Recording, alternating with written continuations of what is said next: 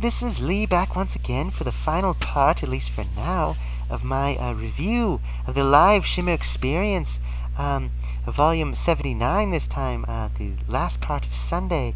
And of course it was after the intermission. It was so nice to have an intermission because you can take a bathroom break, you can get some autographs, just buy pizza. There were some fans around me that were being really snarky throughout the evening, but I tried to let it go.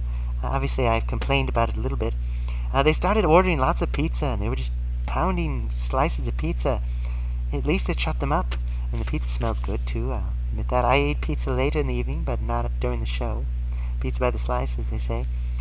So anyway, the after party was disappointing. I mentioned that, but I'd gotten so much interaction with the wrestlers already. I felt it wasn't that much of a loss. I mean, we kind of cheered when they came into the restaurant, but that was about it. There wasn't a lot of time for interaction. I was very tired. I had to travel. So there you go. Great overall experience. Oh yes, well, I should talk about the matches, shouldn't I? Well, to start off 79, Leva Bates against Thunder Kitty.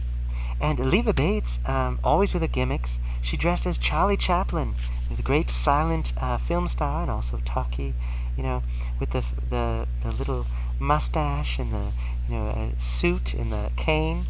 Oh yes, I forgot, in the previous volume, there were two Kanes. There should have been some joke about, breaking Kane in the WWE, because Leva Bates, of course, is blue pants in NXT, on her way to becoming a WWE star someday, perhaps. But anyway, she dressed as the Riddler from Batman, in the previous volume. And she had this plastic cane with a little question mark in the end.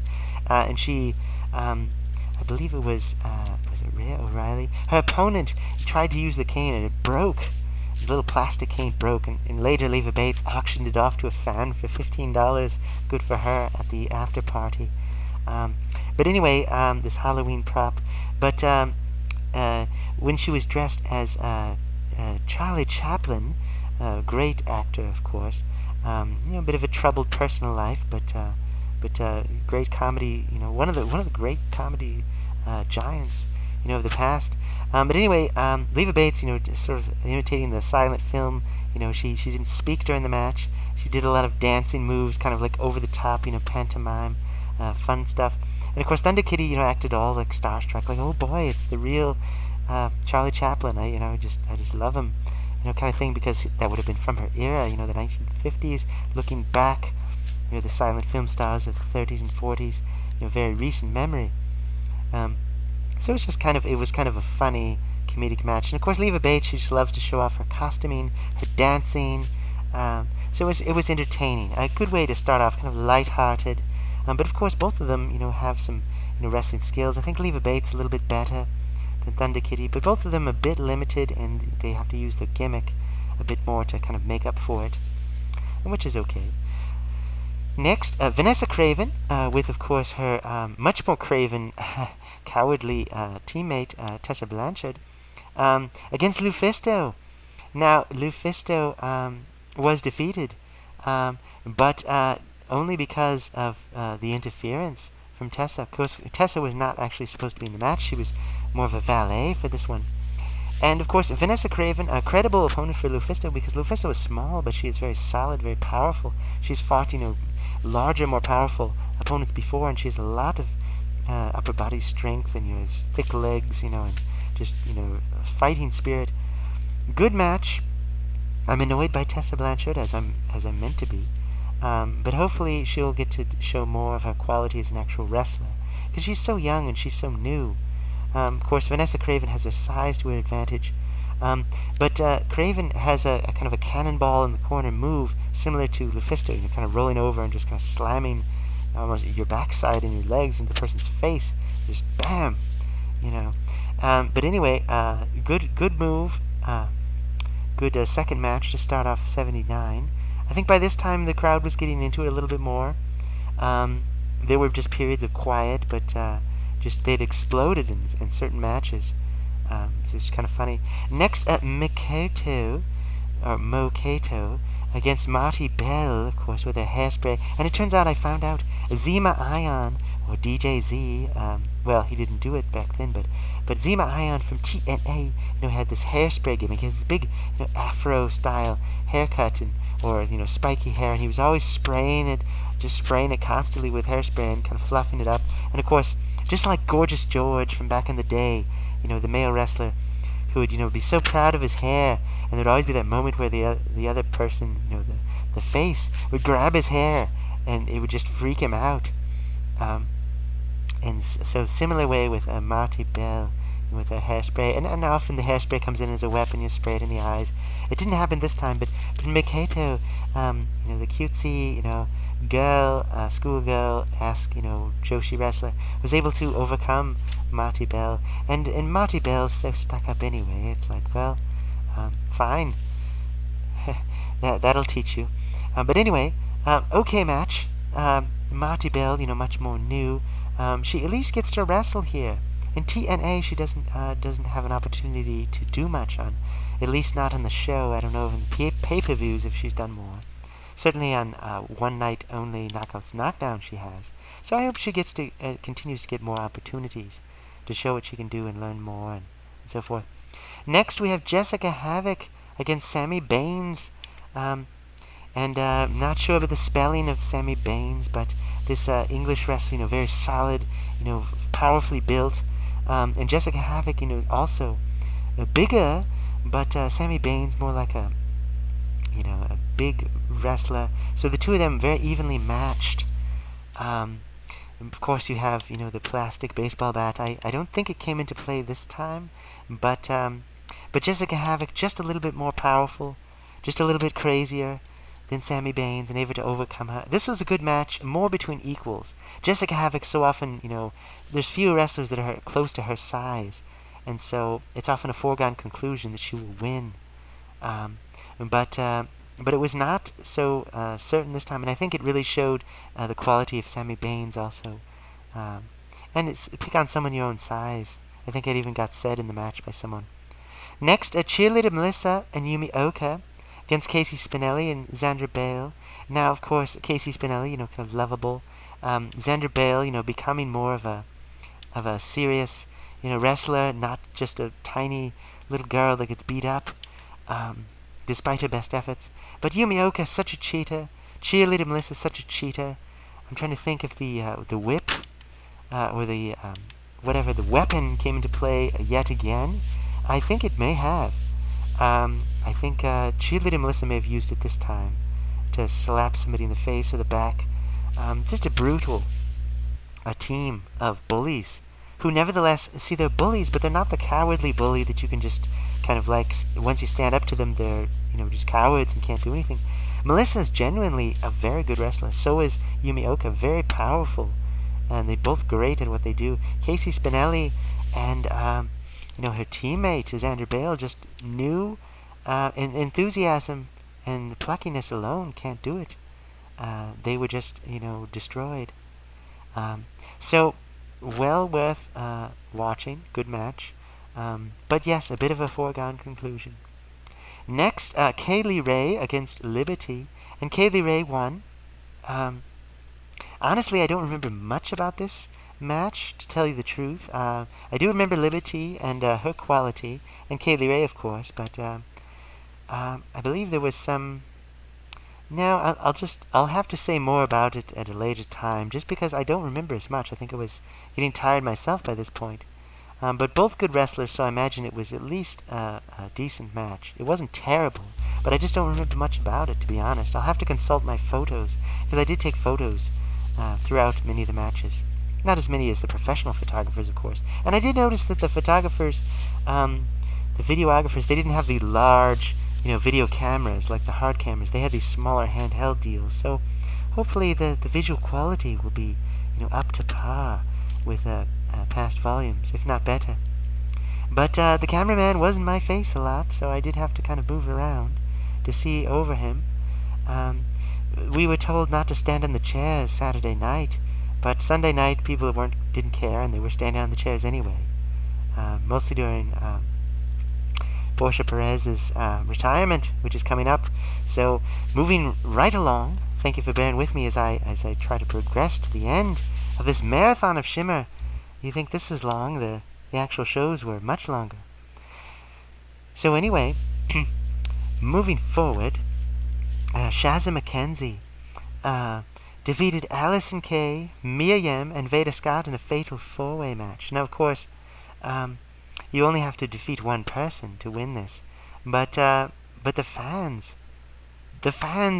I think, were the most enthusiastic about this match. They screamed, they were cheering so loudly. And I think I said it in the previous about the previous volume, but actually, I think it was the Casey Spinelli and Sandra Bale versus Cheerleader Melissa and Yumi Oka match that really got the fans against Andy Long, because he just had lost control of everything, and there was blatant cheating going on, and he couldn't do a thing about it, and the fans just hated him so much. They were just so angry, booing so loudly. And there were periods where Sweet Soraya came to the mic. She couldn't even talk because of the booing. The fans were just alive. I thought, where were these fans all weekend? Who knows? So I may be getting the timing wrong, but there was a point towards the end where suddenly they were just went crazy. And they hadn't been so enthusiastic since, Madison Eagles, spoilers, won the championship back. So, in any case, I don't know what took them so long, but welcome back, Shimmer fans. Yes, great job.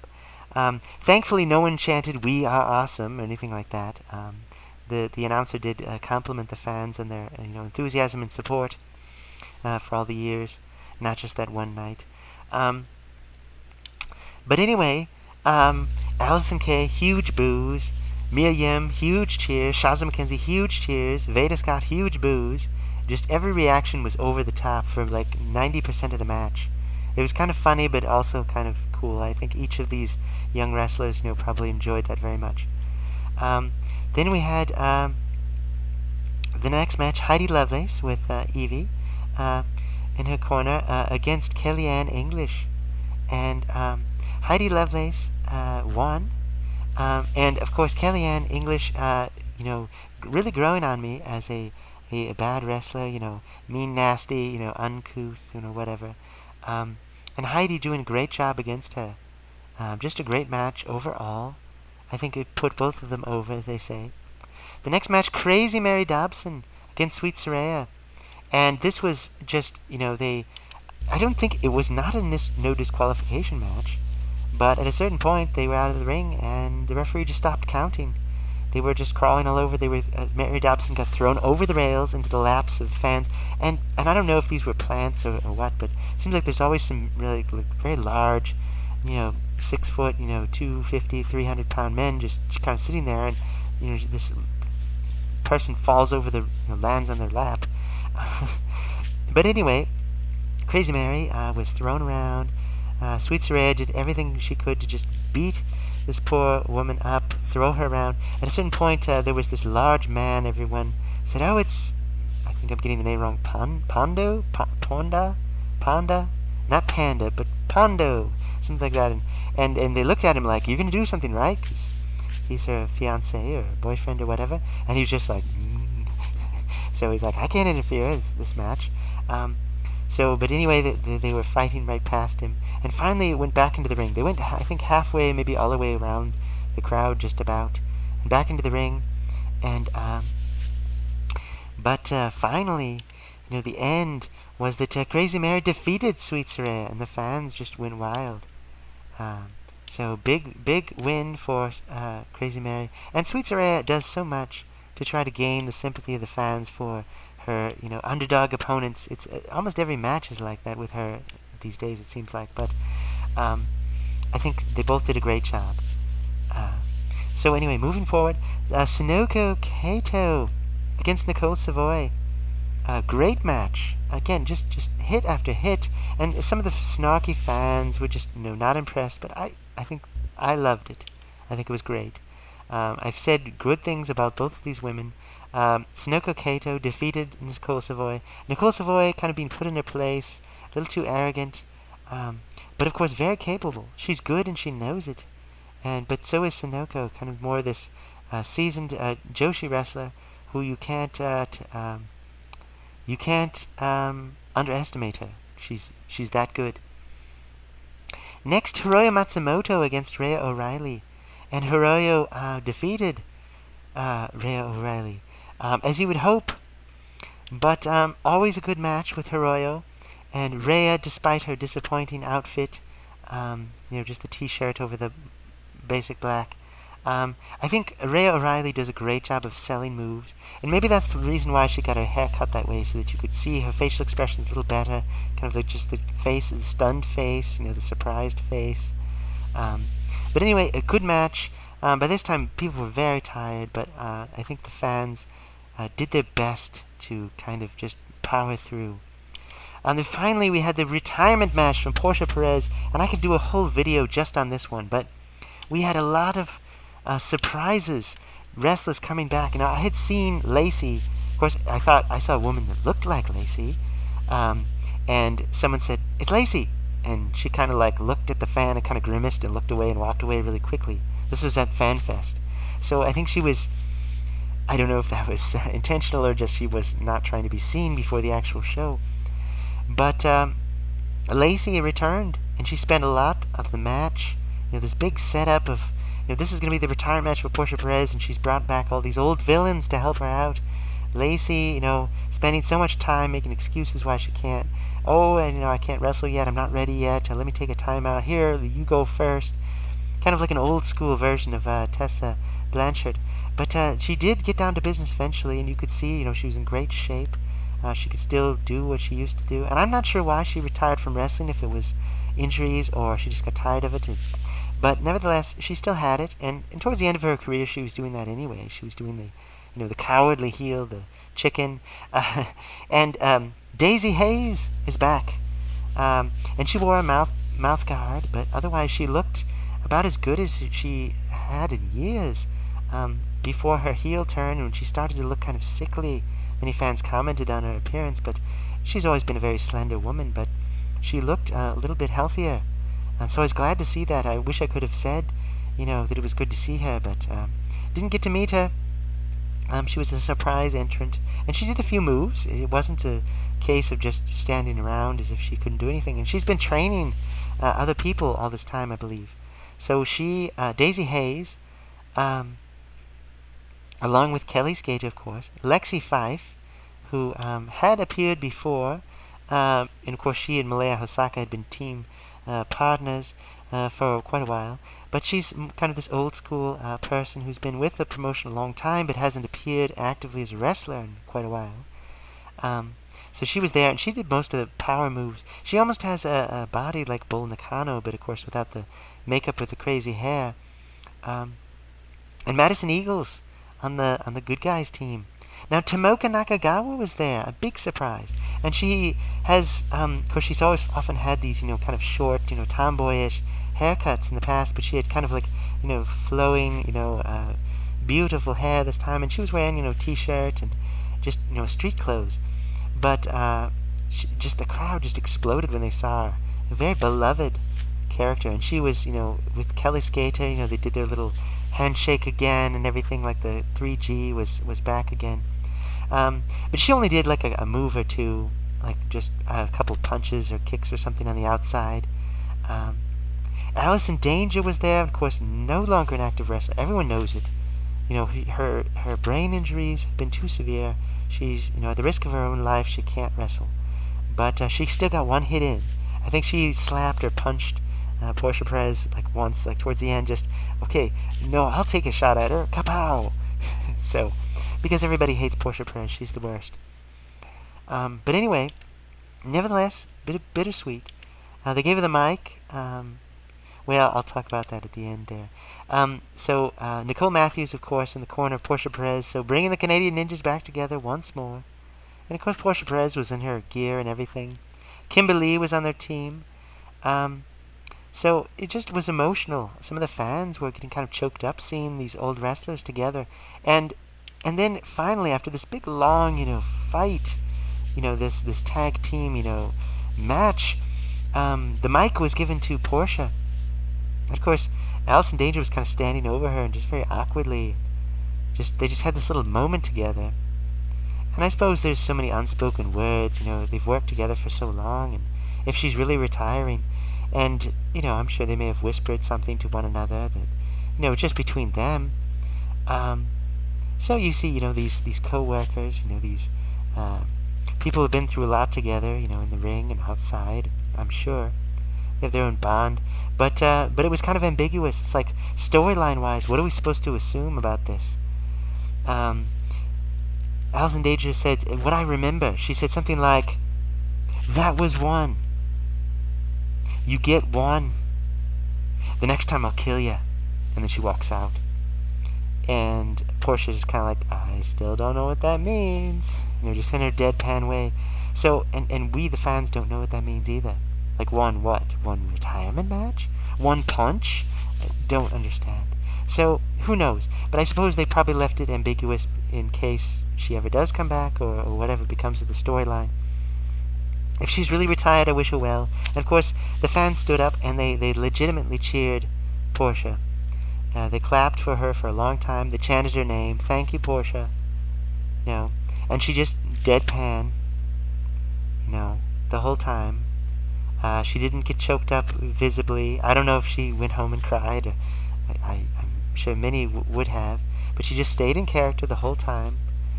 She said something like, "I've got the live mic. It was really awkward. I don't know what. You guys all suck." And they all said, "You suck too." It's just kind of back and forth, a love-hate relationship. But and then out she went. She left, and who knows if she'll ever be back. But that was the end of Volume 79, and I've rambled on and on. And once the digital versatile discs come out, I'll probably correct myself and say, well, I said this, but actually this is what happened. Or, now that I look at it, I think I feel differently about this match or whatever. But these were my initial impressions. A very long, tiring weekend. I think the wrestlers did a great job, reaching out to the fans, providing opportunities to interact, to talk about their careers, sign autographs, sell merchandise. I think the merchandise was well presented, a lot of good quality, photos and T-shirts and DVDs, and of course, they have to make a living somehow, and they are a small-time promotion. It's not like they're the WWE making millions of dollars. But I didn't see Dave Prazak except out of the corner of my eye on the commentary. But I'd say the 79 show, the final match was well worth it. I think the title match on the previous night with Nicole Matthews being defeated by Madison Eagles, well worth it. Any match with Evie or Nicole Savoy, well worth it. The Joshi matches, not as good as some that I've seen before, but Hiroyo Matsumoto, great. As good as she's ever been in all of her matches. And of course the new Joshi, no slouches at all. The heat on Andy Long, very funny, very over the top. Now, there have been times where it's not clear about the rules. What are the rules of wrestling? Apparently some wrestlers can cheat constantly in front of the referee's own eyes. And this never explained, well, why. At least they could have some kind of angle where maybe one of the referees was a heel referee, that they were paid off by one of the wrestlers. Maybe they were threatened, and so they had to do it. But who knows? Who knows? So, of course, Shimmer, they have 6 months to a year to put this together into the digital versatile disc, decide how they want to spin things with the commentary and the editing, the match arrangements and all that. But I would say probably of the first night, 77 was better. Of the second night, 79 was better. All put together, it probably is great. Once again, there weren't very many dull moments. I think just some fans, a little bit jaded, a little bit cynical, maybe they're tired, bored. They'd rather be doing something else, and so I'm not sure why they're there. And so that lull, that less excitement, kind of balanced out by the explosion of goodwill and excitement in the second. Maybe they just realized, this weekend's almost over. Why don't I just enjoy myself? And they really let themselves go for those last few matches in 79. And it was just great to see. It was great to be a part of that energy. Now, my hands were sore from clapping. My ears were sore from all the noise. It was very noisy, almost like a rock concert, really, at times. Which makes those quieter matches really stick out like a sore thumb, because there's nothing wrong with the matches, just the fans just weren't into it for some reason. So anyway, streamers weren't as good. There were a couple times people threw cray paper in addition to the paper streamers. There just weren't as many people doing it, which is unfortunate. I didn't see as many signs, wrestling signs. There were a few characters in the front row with their costumes, and there's certain people that really, they want to draw attention to themselves. That's fine. There was a moment, I think, Sweet Soraya, there's a certain guy who always sits in the corner. He always wears a costume of some kind, and he had some boxing gloves or something, and he was kind of like making like, I'm going to fight you, Soraya, because she'd been insulting him for years. She'd walk by and, insult him. It's like finally, but of course he's not going to do anything because he's not a wrestler. And that's really what cinches it for me, because if the wrestler actually fights the fan, you know that it's a plant, because they wouldn't risk a lawsuit, a real fight breaking out like that. Because anytime you see on television a fan, jumps the barricade or something, they immediately get tackled. Security, the wrestlers, even if they were trying to help one of the wrestlers, that wrestler will sock them in the face, throw them to the ground, because you don't know if the person has a weapon. They're crazy. They could be a terrorist. They could be doing anything. You can't let that happen. It's like if someone leaped on stage during an opera. Why would you do that? That's ridiculous. Yes, it's played off as a fight, but it's not real. But there were different moments just being part of the live experience. I recommend it. But if you're going to do Shimmer, don't do the full weekend. Unless you're really hardcore, because it's just exhausting, especially if you come from far away. Because if you come from far away, you're going to be fully invested, I suppose. Why waste it? But don't be like those cynical fans that were so bored. If it's that boring, just take your money and spend it on something else. Go do something else with your time. If you're not prepared to sit for 7.5 hours of wrestling, or 5, as it was on Saturday, then don't come. Don't come to Shimmer. Or leave early. Sure, you spent, $30, but that's okay. But anyway, I would say it's worthwhile. Maybe try to pick a section where you know that the people are fans, or they're brand new, and just enjoy it for what it is. So thank you for watching. I'll have more to say maybe in the future, but for now I've spent so much time thinking about wrestling and watching wrestling. I'm a little burned out, to be honest. But I still have good feelings about the show, and I'll probably be recalling different things over the next couple of weeks. Maybe I'll have more to say later on, but for now, that's it. I wanted to show off some of the merchandise I got. See if I have any of it with me. Oh yes, just a couple, so kind of as a little bonus thing here. This was volume 68. Finally got my copy at the show itself. I'll be reviewing that when I have time. Probably not for a while yet, because I still have to rewatch it. Lufisto was selling various digital versatile discs. I'll have to review that on my shelf. Kind of a low budget, but with a personal touch. It looks like these are her personal recordings of these matches. And Tomoka, this DVD, apparently very rare, a bit expensive. I kind of didn't want to spend so much on it, but it was kind of my only chance, and I didn't even know Tomoka was going to be there.